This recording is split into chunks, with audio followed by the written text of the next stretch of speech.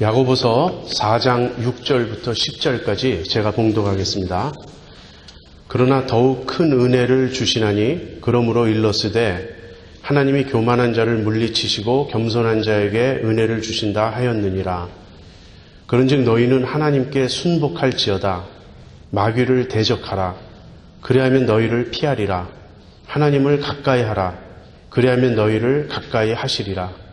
죄인들아 손을 깨끗이 하라. 두 마음을 품은 자들아 마음을 성결케 하라. 슬퍼하며 애통하며 울지어다. 너희 웃음을 애통으로 너희 즐거움을 근심으로 바꿀지어다. 주 앞에서 낮추라. 그리하면 주께서 너희를 높이시리라. 여러분에게 질문을 하나 던지고 싶은데요. 여러분은 어떻게 예수님을 믿게 되었습니까? 여러분이 예수님을 믿게 된 동기는 무엇입니까? 이 질문에 우리 각자가 나름대로 답을 할 수 있겠지만 우리의 답은 크게 두 가지로 나눌 수 있습니다. 그리고 첫 번째 답은 우리 모두 동일할 것이라고 생각합니다. 우리가 예수님을 믿게 된 것은 크게 내적인 이유가 있고 외적인 이유가 있다. 이렇게 둘로 나눠서 말을 할 수가 있는데요. 이 내적인 이유는 하나님의 부르심 때문입니다. 결론은 하나님께서 나를 택하시고 나를 불러주셨기 때문에 내가 예수님을 믿게 되었다. 그리고 이 점에 있어서는 우리들이 어떤 다양한 외적인 이유로 예수님을 믿게 되었든지 간에 모두 동일하다고 우리가 말할 수 있습니다. 제가 누차 여러분에게 강조해서 말씀드렸지만 이 하나님의 부르심은 효과적인 부르심이에요. effectual calling이라고 하는 것인데 이것은 죽은 우리를 살리시는 하나님의 생명의 부르심입니다.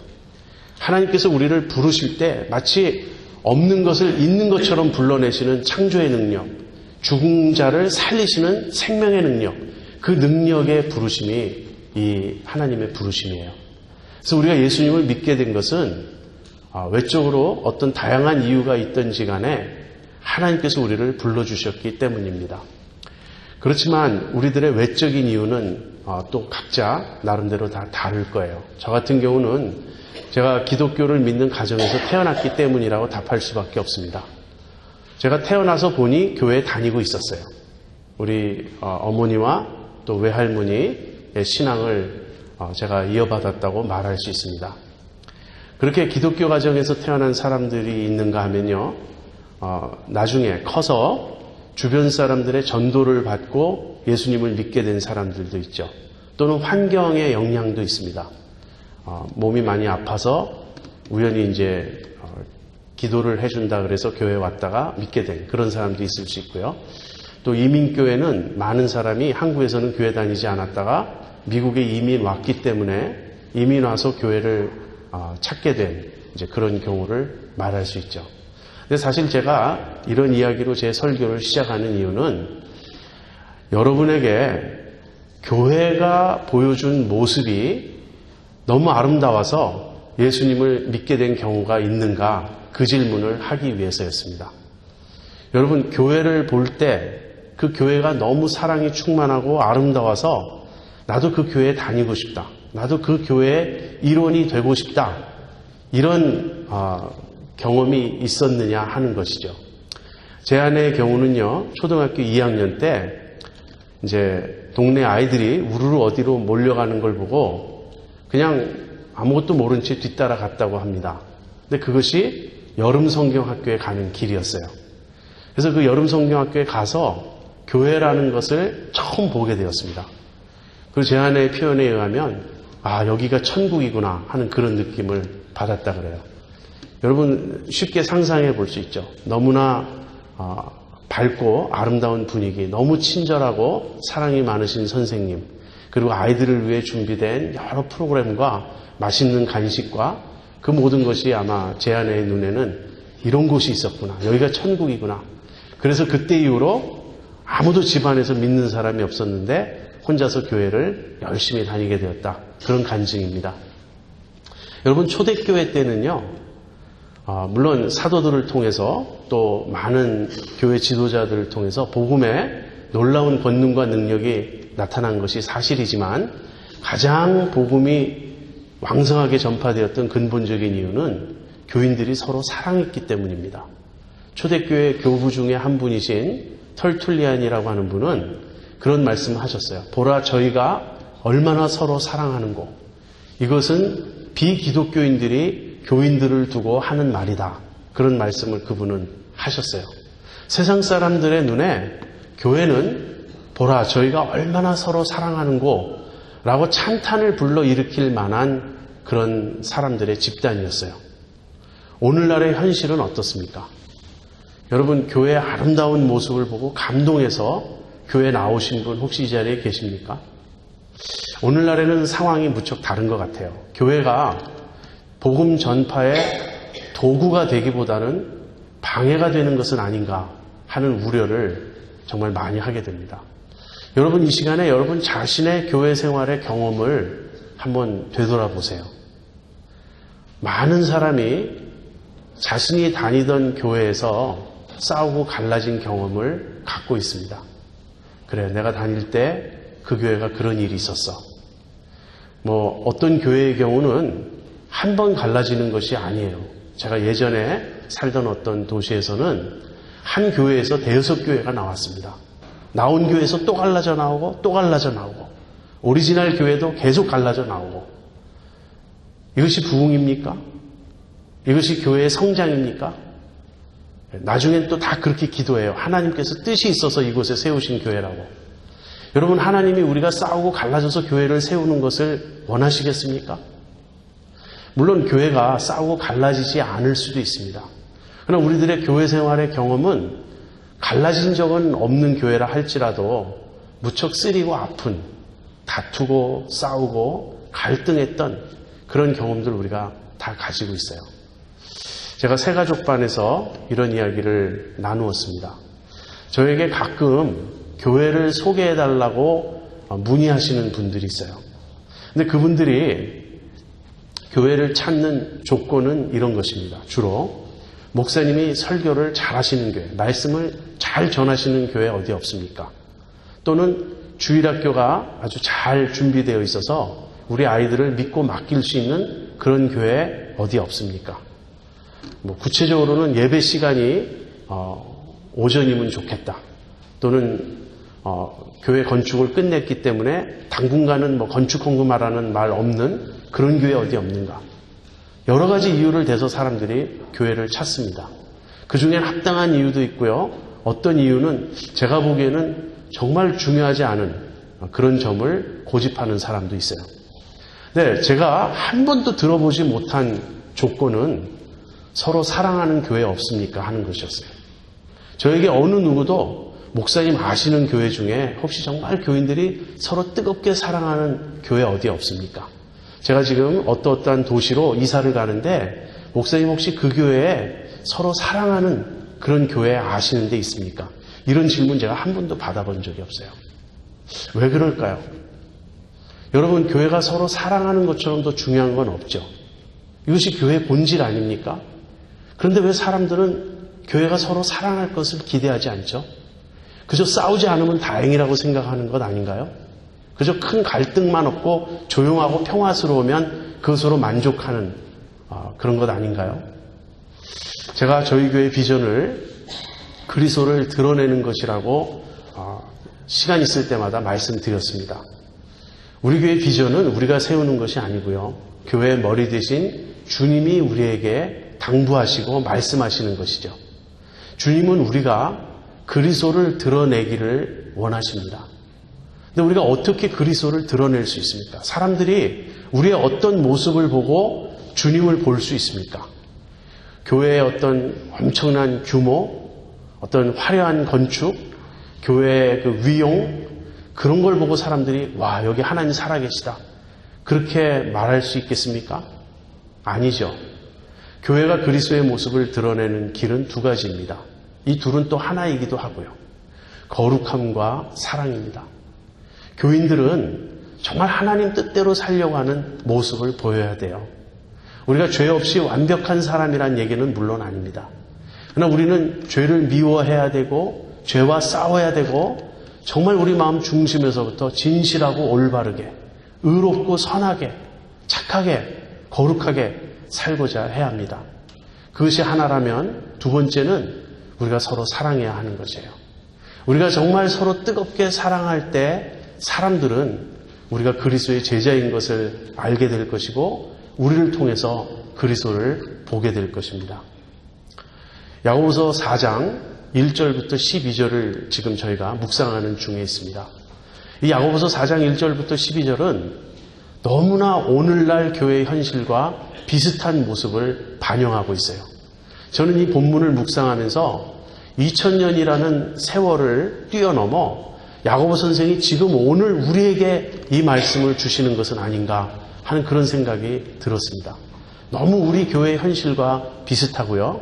그래서 우리들의 문제, 서로 사랑하지 못하고 자꾸 싸우고 다투고 갈등하는 우리들의 문제에 정말 적실하고 적절하고 바로 이 본문을 통해서 우리가 우리 문제의 원인과 해결책을 찾을 수 있다 하는 것입니다.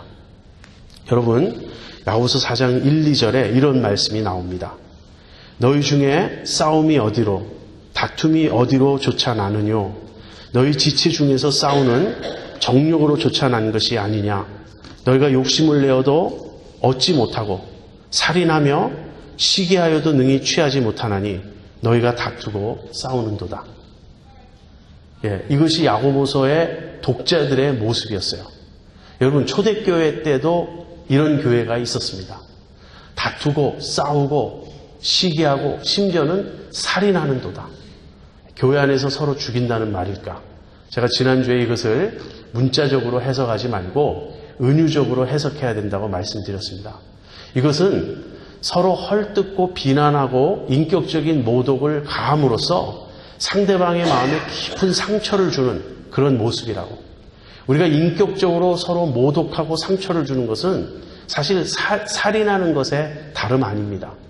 그런 교회의 모습이에요. 우리 현대 교회의 모습들과 흡사하지 않습니까? 너무 비슷하지 않습니까? 우리가 정말 많이 싸우고 많이 다투고 많이 갈등합니다. 물론 저는 저희 교회가 참 사랑하는 교회라고 생각해요. 그리고 많이 평화스러운 교회라고 생각합니다. 그렇지만 두 가지 점을 기억해야 되겠습니다. 첫 번째는요, 주님이 원하시는 기준에 우리는 너무나 못 미치고 있다 하는 것이에요. 우리가 지금 사이좋고 평화스럽게 지내는 것은 아직까지 어떤 큰 갈등이 없었기 때문은 아닐까? 어떤 부딪힘이 아직까지 없었기 때문에 지금은 편안한 것 아닐까?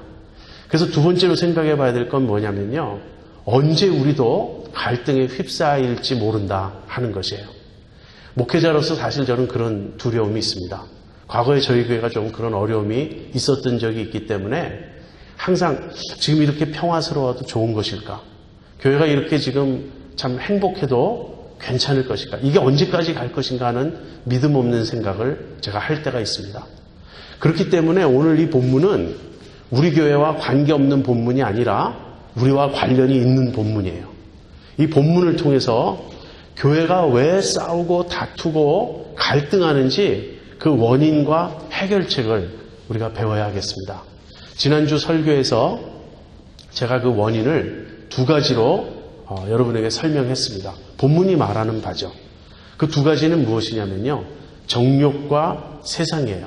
우리 안에 있는 욕심과 그 다음에 세상을 사랑하는 마음. 이 둘은 별개의 것이 아닙니다. 이것을 합쳐서 세상적 욕심이라고 말할 수 있겠죠. 교회에서 왜 다투고 싸우고 갈등하고 시기하고 심지어는 인격적인 살인을 하는 것일까? 그 이유는 세상적인 욕심 때문이다 하는 것입니다. 세상적인 욕심을 본문은 구체적으로 그 내용을 말하고 있지는 않아요. 그러나 제가 보기에는 인정받고자 하는 그 욕심입니다. 교회에서 사람들이 무엇을 추구하냐면 다른 사람보다 내가 더 잘났다는 걸 주장하고 싶어요. 내가 더 다른 사람보다 높아지려고 하고 인정받으려고 하고 나 자신을 드러내고 나를 다른 사람보다 위에 두고 싶어하는 그러한 마음. 그것이 교회에 팽배해 있었던 것입니다. 이것을 다른 말로 하면요, 세상적 지혜를 좇는 모습이에요.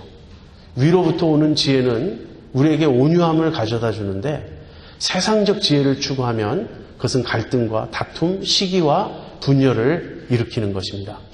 그러한 것이 구체적으로 드러나는 양상은 우리의 혀예요. 우리가 이 한 혀로 예배 때는 하나님을 찬송합니다. 그러나 뒤에 가서는 하나님의 형상대로 지음받은 사람을 험담하고 저주하고 모함하고 그렇게 말합니다. 이것이 지금 야고보서의 독자들이 드러내고 있는, 그 교회가 드러내고 있는 문제점이었어요. 이제 오늘 6절부터 10절을 이어서 묵상할 텐데요. 야고보 선생은 여기서 더 근본적인 문제를 하나 제시합니다. 그 근본적인 문제는요, 이 정욕과 세상보다 더 근본적인 문제는 우리의 교만이에요. 그리고 이 교만은 마귀로부터 온 것입니다. 그래서 우리의 가장 근본적인 문제는 교만과 마귀라고 야고보 선생은 말하고요. 그렇다면 그에 대한 해결책은 무엇인가? 그에 대한 해결책은 겸손과 회개라고 말합니다. 이 두 가지를 이제 차례대로 살펴보도록 하겠습니다. 다시 한번 6절 보겠습니다. 그러나 더욱 큰 은혜를 주시나니 그러므로 일렀으되 하나님이 교만한 자를 물리치시고 겸손한 자에게 은혜를 주신다 하였느니라. 그런즉 너희는 하나님께 순복할지어다. 마귀를 대적하라. 그리하면 너희를 피하리라. 여기서 야고보 선생이 하나님이 교만한 자를 물리치시고 겸손한 자에게 은혜를 주신다는 말씀을 인용하고 있어요. 이것은 잠언 3장 34절의 말씀입니다. 왜 갑자기 야고보 선생이 여기서 교만과 겸손을 말씀하시는 것일까요? 이것이 이들의 문제이기 때문에 그렇습니다. 하나님이 교만한 자를 물리치신다. 지금 야고보서의 독자들이 처해 있는 이 상황은, 다투고 싸우고 갈등하는 이 상황은 무엇이 가장 근본적인 문제냐면 교만이라는 거예요. 이들이 교만하기 때문에 이런 갈등을 불러일으키는 것입니다. 여러분, 교만은 겸손의 반대이죠. 겸손이 뭐죠? 겸손은 자기를 부인하는 것입니다. 겸손은 자기를 비우는 것이에요.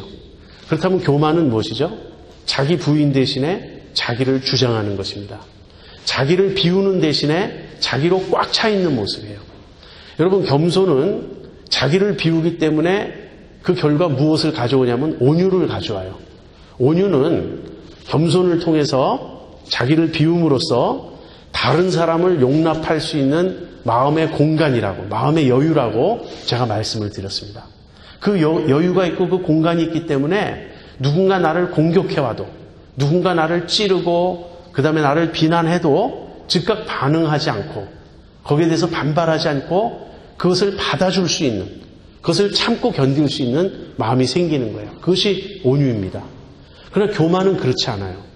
교만은 자아로 꽉 차 있기 때문에 다른 사람을 받아줄 여유가 전혀 없습니다. 교만한 사람끼리 만나면 어떤 일이 일어나죠? 당장 충돌하는 거예요. 당장 상대방이 내 자아를 건드리는 거예요. 내 자아의 길을 누군가가 막고 반대하고 방해가 되는 거예요. 그래서 겸손은 온유를 가져오고 교만은 다툼을 가져오는 것입니다. 왜 우리가 다투는가? 우리가 교만하기 때문이에요. 자아로 가득 차 있기 때문이에요. 그러면서 야고보 선생은 이 교만이 마귀의 특성임을 지적합니다. 교만한 자를 물리치시고 겸손한 자에게 은혜를 베푸신다. 이렇게 말하고 나서요, 마귀를 대적하라 하는 말을 하고 있습니다. 마귀를 대적하라. 왜 갑자기 본문에 이런 엉뚱한 말이 등장하는 것일까요?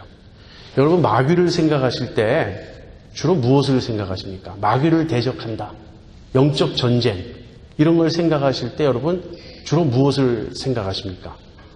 엑소시스트 같은 영화를 생각하십니까?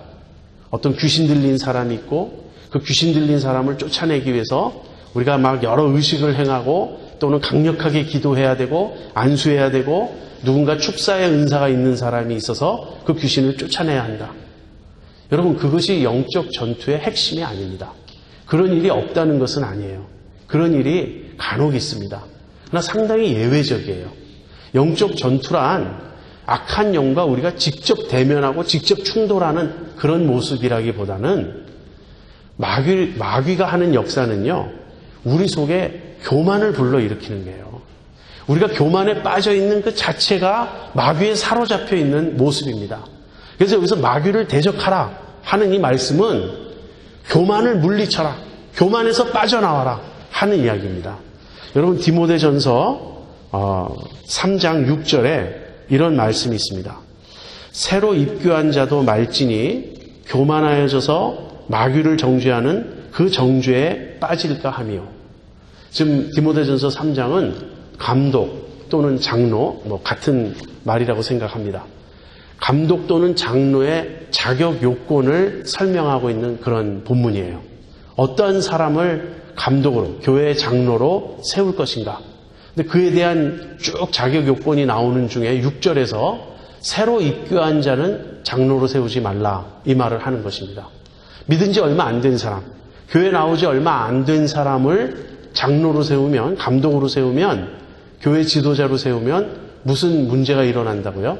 그 사람이 교만해지기 쉽다 하는 것입니다. 그러면서 그 교만해지는 것을 마귀의 정죄에 빠진다, 마귀가 정죄당한 그 정죄에 빠지게 될까 합니다. 이렇게 경고하고 있습니다. 여러분, 마귀의 범죄는 무엇이죠? 마귀의 범죄는 교만이었어요. 마귀는 하나님이 지으신 아름다운 피조물이었습니다. 그러나 이 사탄, 이 루시퍼, 이 마귀는요, 자신의 아름다움에 스스로 도취되고 자기 스스로 높아졌어요. 그래서 내가 지극히 높은 자와 비길이라 그러면서 하나님의 그 권위를, 하나님의 권좌를 자기가 뺏고자 했습니다. 하나님께만 마땅히 돌려져야 될 영광을 찬탈하고자 한 것이 마귀의 범죄예요. 그래서 마귀는 교만의 근원입니다. 마귀의 가장 근본적인 특성은 교만이에요. 그러니까 우리가 교만하다는 것은, 교만에 빠져 있다는 것은 무슨 말이냐면 곧 우리가 마귀를 지금 쫓고 있다 하는 것입니다. 여러분, 내가 마귀를 쫓고 있다면 그 다음에는 온갖 마귀의 일이 일어날 것 아닙니까? 마귀의 또 다른 중요한 특징이 무엇인지 아세요? 참소하는 것입니다. 계시록에 보면 마귀를 참소하는 자로 묘사하고 있어요. 하나님 앞에서 밤낮 우리의 형제를 참소하는 자, 마귀가 언젠가 쫓겨날 것이다. 우리가 혀로 범죄하는 것, 혀로 다른 지체들을 비난하고 흠잡고 험담하는 것, 이것은 바로 마귀의 일을 지금 하고 있다는 것이에요. 교만할 뿐 아니라 내가 교만하니까 내가 어떤 위치에 있냐면 다른 사람을 판단하고 정죄하는, 그리고 참소하는 그 위치에 내가 서는 것입니다. 그래서 교만한 자는 마귀를 좇는 것이고요. 그 결과 형제를 참소하고 비난하고 혀로서 온갖 못된 짓을 다하고 그럼으로써 인격적인 살인을 저지르는 그러한 지경에 나아가게 된다 하는 것입니다. 여러분, 이것은 우리들이 보통 때는 전혀 빠지지 않는 매우 심각한 악의 상황인가? 그렇지 않아요. 우리들이 노상 이 문제에 부딪히고 있습니다. 우리들이 늘 겪는 갈등은 바로 이 마귀의 교만을 쫓아가고 있다는 것이에요. 그래서 마귀를 대적하라. 그리하면 마귀가 도망갈 것이다.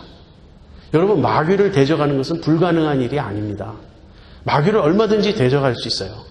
마귀를 대적하면 마귀는 도망갑니다. 그렇다면 어떻게 우리가 마귀를 대적할 수 있죠? 마귀를 대적하는 것은요,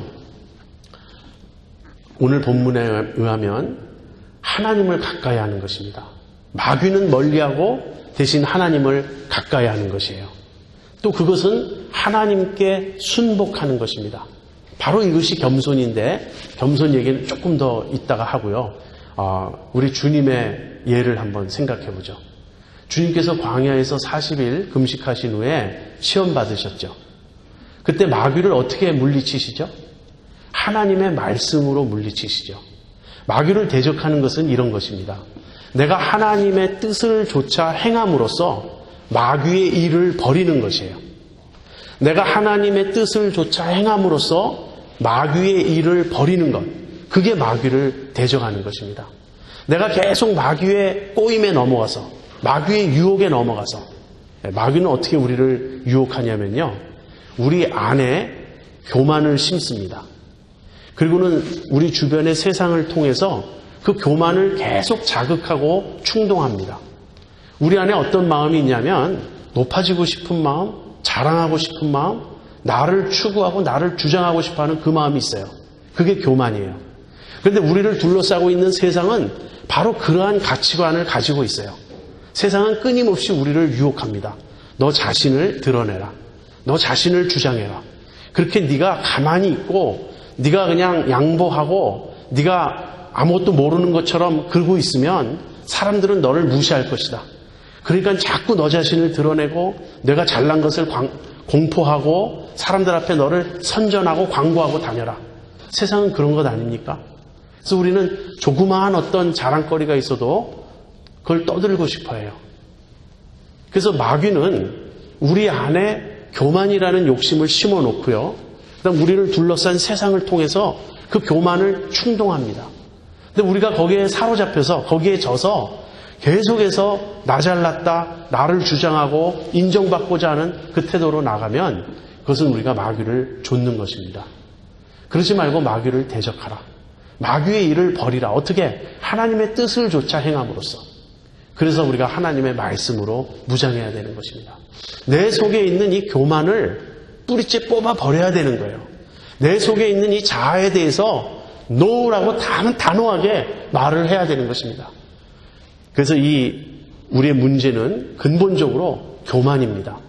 그리고 이것은 마귀로부터 온 것이고 여기에 대한 해결책은 무엇이냐면 마귀를 대적해야 한다는 거예요. 그러면 마귀는 도망갈 것입니다. 우리는 교만에서 벗어날 수 있습니다.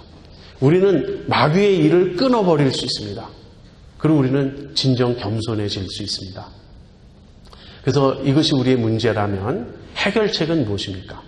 해결책은 당연히 교만과 반대되는 겸손이죠. 여러분 6절은 이렇게 말합니다. 그러나 더욱 큰 은혜를 주시나니 그러므로 일렀을 때 하나님이 교만한 자를 물리치시고 겸손한 자에게 은혜를 주신다 하였느니라.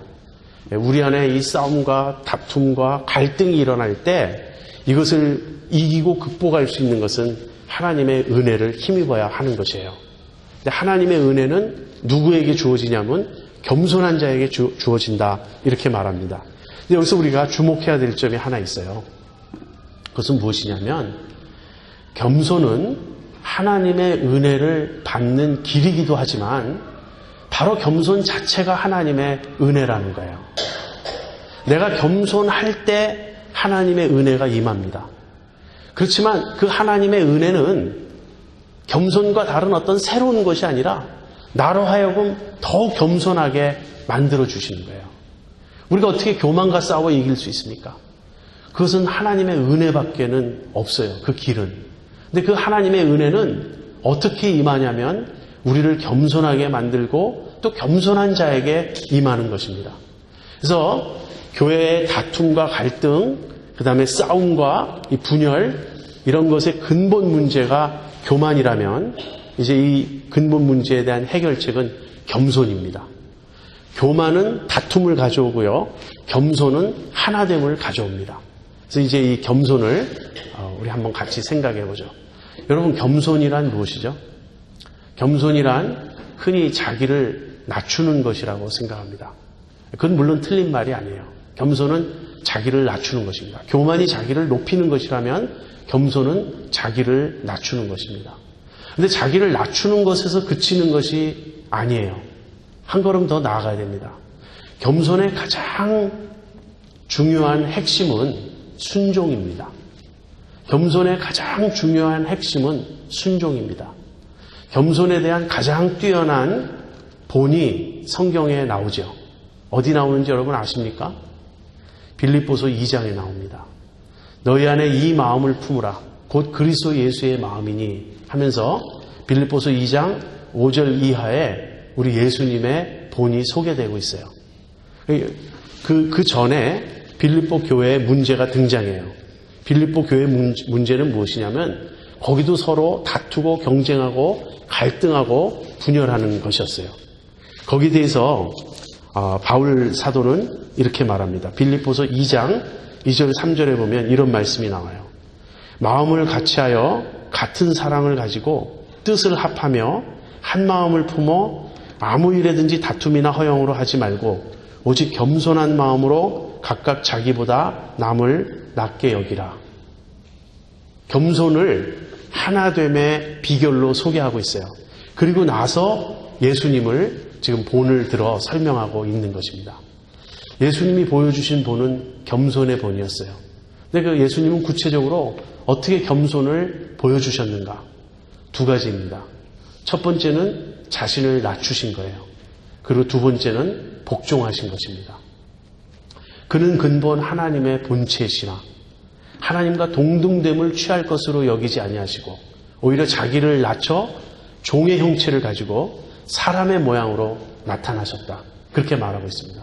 주님은 하나님과 같은 분이세요. 하나님의 본체세요.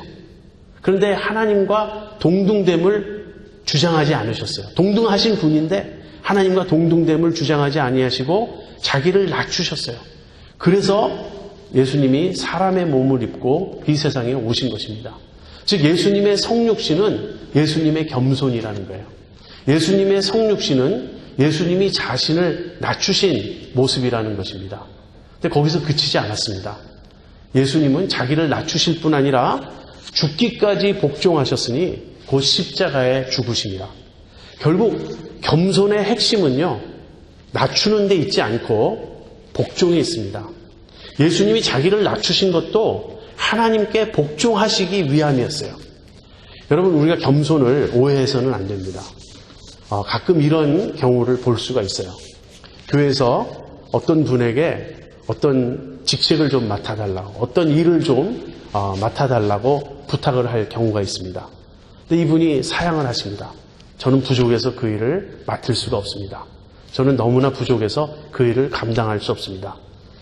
처음에 이렇게 말씀하실 때는 겸손인 줄 알았어요. 근데 우리도 다 이해합니다. 우리가 옆에서 도울 것이고 우리가 보기에는 형제님은 또는 자매님은 충분히 이 일을 감당하실 수 있다고 우리는 생각합니다. 그렇게 교회에서 간곡하게 권하면 받아들이는 것이 겸손입니다. 그런데 받아들이지 않아요. 저는 못합니다. 끝까지 고집을 피웁니다. 어떤 누구도 그 사람의 뜻을 꺾을 수 없습니다. 바로 이것, 자기 뜻을 절대로 꺾지 않는 이 고집, 이건 절대 겸손이 아닙니다. 여러분, 겸손은 나 못났소가 아니에요. 내가 없는 것이 겸손이지, 내가 시퍼렇게 살아있으면서 자꾸 나는 못났다, 나는 뭐 틀렸다, 그것은 자기 비하일 뿐이지, 자기 학대일 뿐이지, 그것은 진정한 겸손이 아닙니다. 겸손은 무엇보다도 순종하는 스피릿이에요. 주님의 뜻에 따르겠습니다. 순복하는 자세, 이것이 겸손인 것입니다. 그래서 오늘 본문에서 야고보 선생은 하나님은 교만한 자를 물리치시고 겸손한 자에게 은혜를 주신다. 그리고선 무엇을 말하죠? 하나님께 순복할지어다. 하나님께 순종함이 없는 겸손은 겸손이 아닙니다. 겸손은 평가의 문제가 아니에요. 누가 더 잘났냐의 문제가 아니고요. 누구의 뜻에 따를 것이냐의 문제예요. 참으로 겸손한 자는 주님의 뜻에 순종합니다. 참으로 겸손한 자는 다른 사람에게도 복종합니다. 우리가 에베소서 5장 18절 이하에 보면 성령 충만의 모습이 나오죠. 근데 거기 그리스도를 경외함으로 피차 복종하라, 그 말이 나오고 있습니다. 누가 성령 충만한 사람입니까? 복종하는 사람이에요. 순복하는 거예요. 그래서 교만은 자기를 주장하고 그래서 순종하지 않습니다. 불순종해요. 그러나 겸손은 자기를 내려놓고 기꺼이 순종하고자 하는 것입니다. 교만은 마귀를 좇는 일이에요. 반면에 겸손은 마귀를 대적하고 하나님을 가까이 하는 것입니다. 여러분, 교만과 마귀는 마치 그 자석의 양극과 같아요. 서로 막 잡아당깁니다. 교만이 있는 곳에 항상 마귀가 있어요. 마귀가 있는 곳에 항상 교만이 있습니다. 반면에 겸손과 하나님도 마치 자석의 끌림과 같아요. 겸손이 있는 곳에 항상 하나님이 계십니다. 왜 그렇죠? 하나님은 겸손한 자를 사랑하세요. 하나님은 겸손한 자에게 은혜를 베푸세요. 그리고 하나님이 계신 곳에는 항상 겸손이 있습니다. 여러분, 우리 교회에서 많이 추천하는 책 중에 갈보리 언덕이라는 책이 있죠. 캘버리 로드라는 책 있죠. 거기서 저자는 심지어 이렇게까지 말합니다. 하나님의 성품의 그 중심에는 겸손이 있다. Heart of God's character는 humility라고. 우리 주님이 보여주신 거예요. 우리 하나님은 겸손하신 분이십니다. 우리 하나님은 겸손하신 분이세요. 그래서 우리가 교만을 버리고 마귀의 일을 버리고 겸손히 하나님께 순복할 때 우리 교회의 많은 문제는 해결될 것입니다. 싸우고 다투고 갈등하는 이런 어떤 불협화음은 다른 무엇으로 해결되는 게 아니라 우리가 겸손히 하나님께 순복할 때, 우리가 하나님을 가까이 할 때, 그때 해결될 것입니다. 자, 그렇다면 어떻게 겸손할 수 있습니까? 우리가 어떻게 겸손할 수 있습니까? 어떤 분들은 은혜에 대한 오해를 가지고 있는 분들이 있어요. 그 은혜에 대한 오해라는 건 이런 것입니다. 어느 집회에 참석하면, 또 어떤 설교를 들으면, 또는 어느 누구를 만나면 뭔가 은혜가 번개처럼 나에게 찾아올 것이다. 마치 번개가 쳐서 내가 탁 번개에 맞듯 은혜가 나를 강타하고 그 순간에 내가 변화될 것이다. 그런 오해를 갖고 있는 분들이 있습니다. 물론 그런 일이 일어날 수도 있죠. 그건 하나님이 하시는 일이니까. 제가 오래전에 이제 제자 훈련을 이제 인도할 때 어느 분이 자기 남편을 등록시키셨어요. 제 훈련반에. 그러면서 저한테 이렇게 말씀하시는 거예요. 이제 목사님만 믿습니다. 이제 목사님 책임이에요. 제 남편이 목사님 제자훈련반에 들어갔으니까 제 남편을 변화시키는 건 이제 목사님께 달렸어요. 그렇게 교회 나오기 싫어하고 훈련 같은 거라면 진저리를 내는 남편을 자기가 너무나 간곡히 설득해서 드디어 등록시켰으니 목사님 알아서 책임지십시오. 제가 어떻게 책임집니까? 제가 어떻게 그 사람 변화시킵니까? 제가 할 수 있는 것은 하나님의 말씀을 가르치는 일이죠. 그러나 우리가 해야 될 몫이 있어요. 나는 수동적으로 가만히 있는데 은혜가 번개처럼 나에게 다가와가지고 내 마음이 하루아침에 싹 바뀌면, 뜨레스디아스 같은 곳에 올라갔다 내려오면 내가 완전히 새 사람이 되어서 그때는 이제 은혜가 충만하니 저절로 겸손해질 것처럼 그렇게 생각하시면 그건 큰 오해라는 거예요. 그렇지 않습니다. 겸손은 우리가 인격적으로 반응을 해야 하는 것입니다. 인격적으로 추구해야 할 어떤 것입니다. 그래서 야고보 선생은 회개를 말합니다. 회개야말로 겸손에 이르는 길이라고. 여러분 겸손하기를 원하십니까? 그렇다면 회개하셔야 됩니다. 회개란 마귀를 대적하는 것이에요. 그리고 하나님을 가까이 하는 것이에요. 기꺼이 교만의 길을 버리고 하나님께 순종하는 그 길을 택하는 것. 그게 회개입니다. 야고보 선생이 회개를 어떻게 설명하는지 우리 같이 보겠습니다. 8절 한번 보세요. 하나님을 가까이 하라. 그리하면 너희를 가까이 하시리라. 죄인들아 손을 깨끗이 하라. 두 마음을 품은 자들아 마음을 성결케 하라. 슬퍼하며 애통하며 울지어다. 너희 웃음을 애통으로 너희 즐거움을 근심으로 바꿀지어다. 주 앞에서 낮추라. 그리하면 주께서 너희를 높이시리라. 여기 아주 회개의 모습을 구체적으로 자세하게 설명하고 있습니다. 첫 번째로 야고보 선생은 이렇게 말해요. 죄인들아. 우리가 죄인입니다. 싸우고 다투고 갈라지고 우리 속에 있는 그 교만과 욕심을 조차 행하고 세상을 조차 행하고 마귀를 좇고자 하는 우리가 죄인이죠. 그러니까 우리가 죄인됨을 인정하는 거예요. 죄인들아, 손을 깨끗이 하라. 여기서 손이라고 하는 것은 우리 밖에서 우리에게 밖으로 드러나는 모든 행동을 가리킵니다. 구체적으로 행동을 바꾸라 하는 것이에요. 손을 깨끗이 하라. 이 말은요, 행동을 바꾸라. 만약에 내가 내 입으로 자꾸만 다른 사람을 비판하고 비방하고 험담하고 있다면 그 입을 다물어라. 말을 하지 말라 하는 것입니다. 우리가 끼리끼리 모여서 좋아하는 사람들끼리만 교제하고 싶다면 그런 교제를 피하라는 거예요. 내가 누군가 찾아가기 싫어서 그런 사람을 회피하고 있다면 그 사람을 찾아가야 하는 것입니다. 행동의 변화가 있어야 합니다. 회개라는 것은요, 깊은 묵상 속에서 마음의 어떤 깨달음을 얻는 그것이 아니에요. 겉으로 드러나야 됩니다. 행동의 변화가 뒤따라야 합니다. 그래서 야고보 선생은 손을 깨끗이 하라. 죄 짓는 걸 멈춰라. 이렇게 말씀하고 있는 것입니다. 자, 이것은 한 부분이에요. 이것이 전부가 아닙니다. 그 다음에는 두 마음을 품은 자들아 마음을 성결케 하라. 이렇게 권면합니다. 두 번째는 마음이에요. 우리의 마음이란 우리 내면의 중심을 가리킵니다. 그러니까 손이 우리의 겉을 말한다면요, 마음은 우리의 내면을 말하는 거예요. 여기 두 마음을 품은 자들아 이런 표현이 나오죠. 이것은 야고보서 1장에도 나왔던 표현입니다. 우리가 시험 당할 때 지혜를 구하라. 야고보 선생은 그렇게 권면했죠. 그런데 지혜를 구할 때 믿고 의심하지 말라. 의심하는 자는 이 두 마음을 품은 자라고, 마치 바람에 밀려 요동하는 그런 배의 모습과 같다고. 여러분, 두 마음이란 이런 것입니다. 만약에 내가 하나님께 기도할 때 하나님이 들어주시지 않을 것이라고 내가 생각해요. 의심해요. 그러면 기도도 하지 말아야죠. 그래야 이게 일관성 있는 것 아닙니까? 그런데 두 마음을 품었다는 건 한편으로는 기도도 하는 거예요. 그러나 또 다른 한편으로는 의심하고 믿지 않는 것입니다. 두 가지를 동시에 하고 있는 거예요. 야고보서 3장에 보면 샘이 한 구멍에서 단물과 짠물을 어떻게 동시에 낼 수 있겠느냐 그러죠.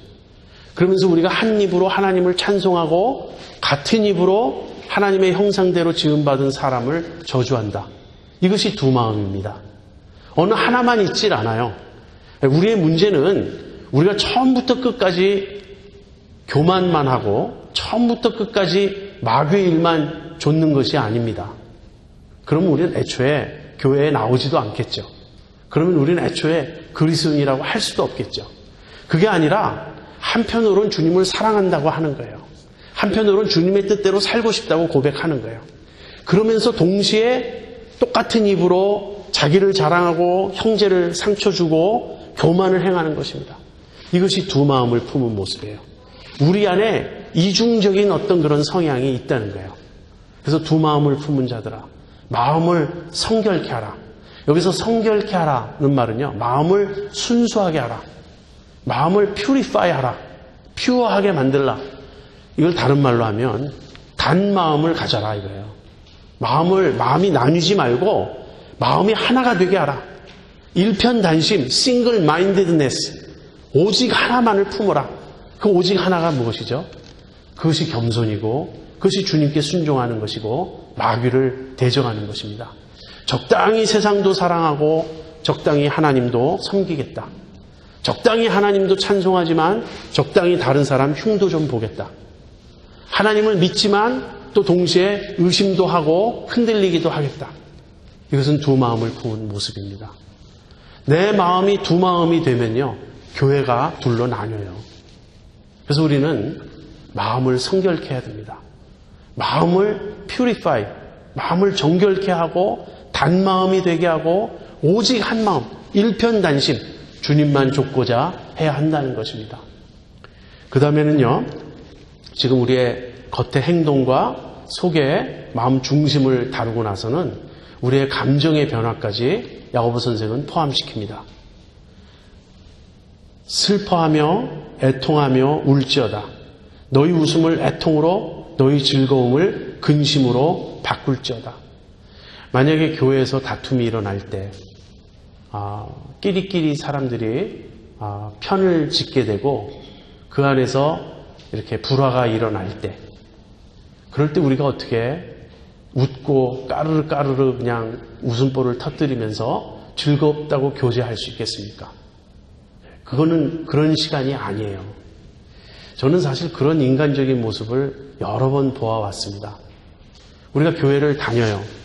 그러면은 거기서 새로 교우들을 만나게 되고 이제 친해집니다. 근데 그 순간 그것이 성령의 교제인지 인간적인 교제인지 아직 알 수 없어요. 시간이 점점 지나가면 친해진 사람들끼리 똘똘 뭉치고 싶어요. 그래서 교회 안에서 사조직 비슷하게 이름도 하나 짓고 싶어 하고, 그래서 우리끼리 이렇게 좀 정기적으로 모이자.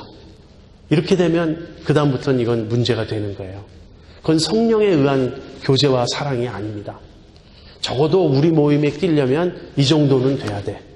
이러이러한 사람이어야 돼. 그것은 누가 정한 조건입니까? 누가 내세우는 원칙입니까? 나와 같아야 되고, 나와 통해야 되고, 나와 비슷해야 되고, 그래서 우리는 뭔가 공통점을 가져야 돼. 예수님 외에 우리에게 공통점은 없습니다.